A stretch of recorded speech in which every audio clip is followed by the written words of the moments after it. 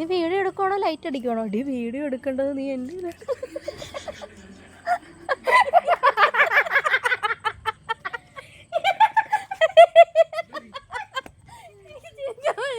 ഓരോരോ മണ്ടത്തരങ്ങൾ കാണിച്ചു വെച്ചാൽ എങ്ങനെ ചിരിക്കാതിരിക്കുന്നത്. ഒരു മഹത് വ്യക്തിയുടെ കയ്യിൽ 2 ഫോൺ കൊടുത്തിട്ട് പറഞ്ഞു ഒരെണ്ണത്തിനകത്ത് വീഡിയോ എടുക്കണം, ഒരെണ്ണത്തിനകത്ത് ഫ്ലാഷ് അടിക്കണമെന്ന്. അപ്പോൾ ഒരുപാട് ഇരുട്ടായതുകൊണ്ട് ഞാൻ പറഞ്ഞു ആ ഫ്ലാഷ് അടിച്ച് ഫോണിങ്ങി തരൂ എന്ന് പറഞ്ഞു. ആൾ കൃത്യമായിട്ട് വീഡിയോ എടുക്കുന്ന ഫോൺ തന്നെ എൻ്റെ തന്നു. തിരിച്ച് നടന്നു പോകുന്ന വഴിക്കാണ് അറിയുന്നത് വീഡിയോ എടുക്കുന്ന ഫോൺ എൻ്റെ കയ്യിലാണെന്നും ഒന്നും കിട്ടിയിട്ടില്ലെന്നും. അതിനാണ് ഞങ്ങൾ ചിരിച്ചത് കേട്ടോ.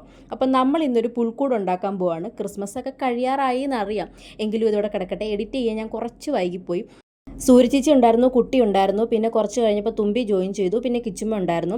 ദാ ഈ വടിയും പിടിച്ചുകൊണ്ടിരിക്കുന്ന വ്യക്തിയാണ് ഞാൻ മുമ്പേ പറഞ്ഞ ആ മഹത് വ്യക്തി.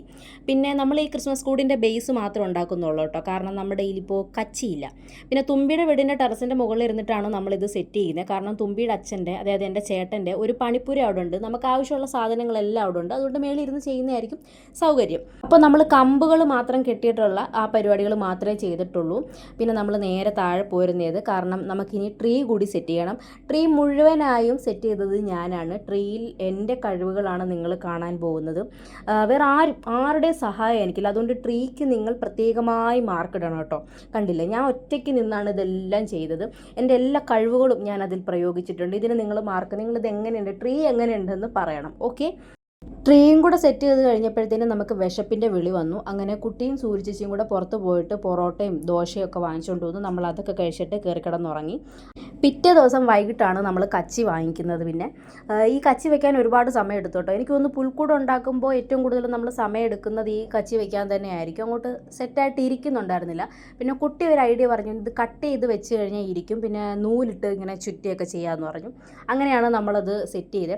അവസാനം ചെയ്തു വന്നപ്പോൾ അടിപൊളിയായിരുന്നു. ഒരുപാട് സമയം എടുത്ത് ചെയ്തെങ്കിലും അടിപൊളിയായിരുന്നു അവസാനം കാണാൻ.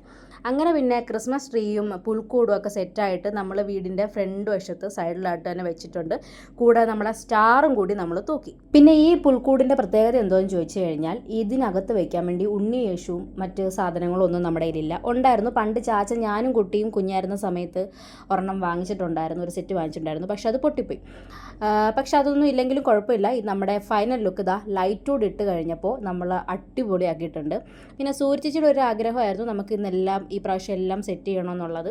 നമ്മളെ കൊണ്ട് പറ്റുന്ന രീതിയിൽ എല്ലാം നമ്മൾ സെറ്റാക്കി എടുത്തിട്ടുണ്ട്. അപ്പോൾ എല്ലാവർക്കും ഹാപ്പി ക്രിസ്മസ്, എല്ലാവർക്കും ഹാപ്പി ന്യൂ ഇയർ. അപ്പോൾ ഇന്ന് നമ്മുടെ വീഡിയോ ഇത്രയേ ഉള്ളൂ. ബൈ.